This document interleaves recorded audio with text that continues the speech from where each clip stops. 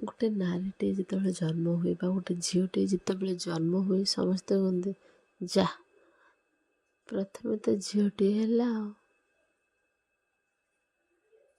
ସମସ୍ତେ ମନ ଦୁଃଖ କରିଦିଅନ୍ତି ଘରେ ପରିବାର ସମସ୍ତେ ବନ୍ଧୁବାସ ସମସ୍ତେ ମନ ଦୁଃଖ କରିଦିଅନ୍ତି।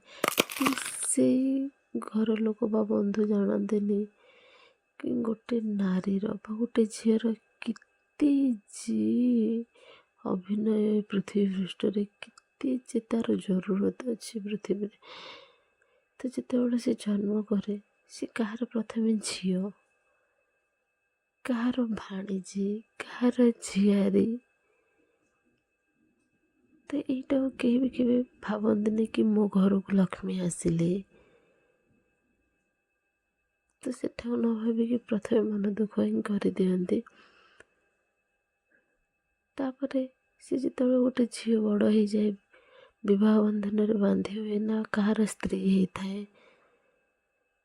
ତ କାହାର ବୋହୂ ହେଇଥାଏ, କାହାର ମାଇଁ ହେଇଥାଏ, କାହାର ଖୁଡ଼େ ହେଇଥାଏ, କେତେ ରୂପ ଥାଏ। ସେ କେତେ ତାକୁ ଅଭିନୟ କରିବାକୁ ପଡ଼େ ପୃଥିବୀ ପୃଷ୍ଠରେ।